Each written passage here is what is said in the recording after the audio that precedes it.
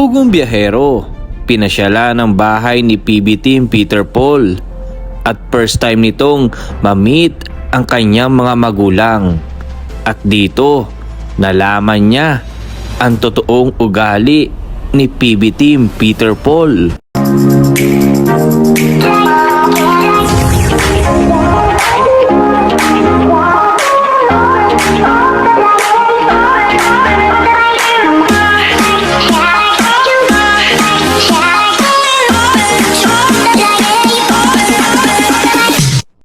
Sa halos 2 taon na magkasama sina PB Team Peter Paul at Sir Paul bilang isang team, ay ngayon lamang ito nakarating sa bahay ni na PB Team Peter Paul.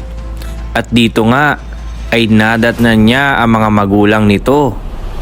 At dito ay in-interview ni Sir Paul ang mga magulang ni PB Team Peter Paul kung anong anak nga ba at anong ugali meron si Peter Paul.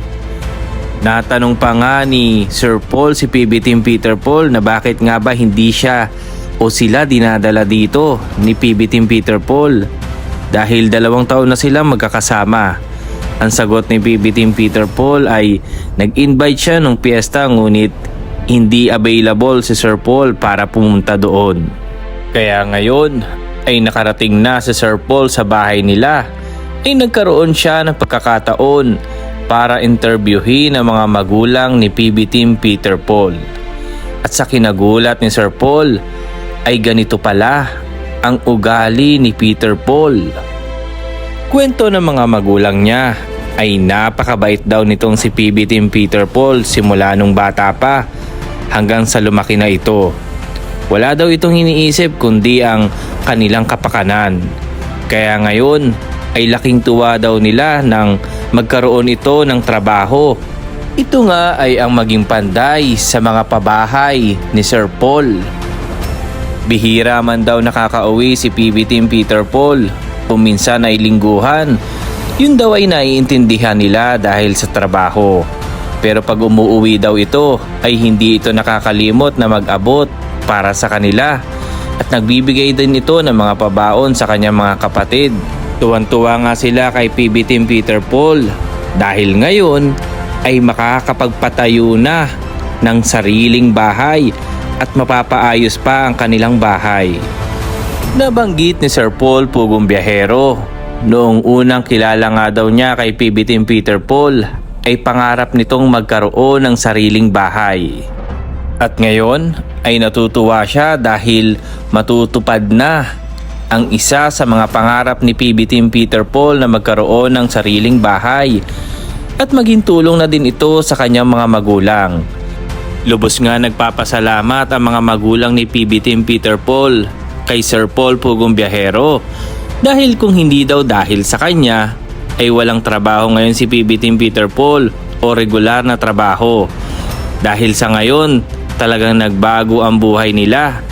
Dahil noon daw ay talagang hirap sa buhay, pero ngayon ay medyo nakakaraos na at makakapagpatayo pa ng bahay. Halos marami nga naikwento ang mga magulang ni PB Team Peter Paul kay Sir Paul Pugong biyahero.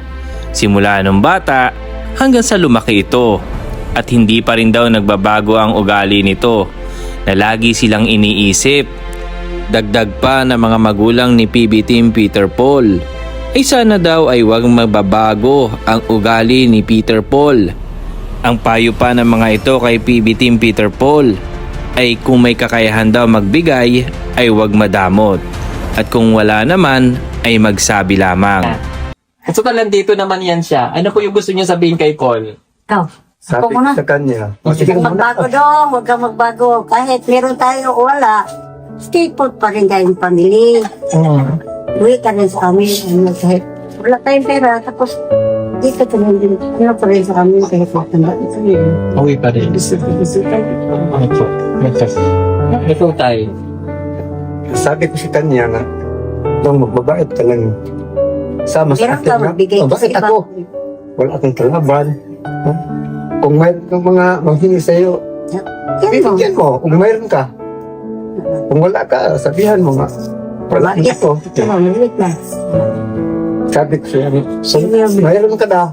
Huwag kayo na nga, maano ba sa ibang tao nga, Ako, wala na sila. Ako. Oh, gusto ko nga, kung mayroon ka, di, magbigay ka.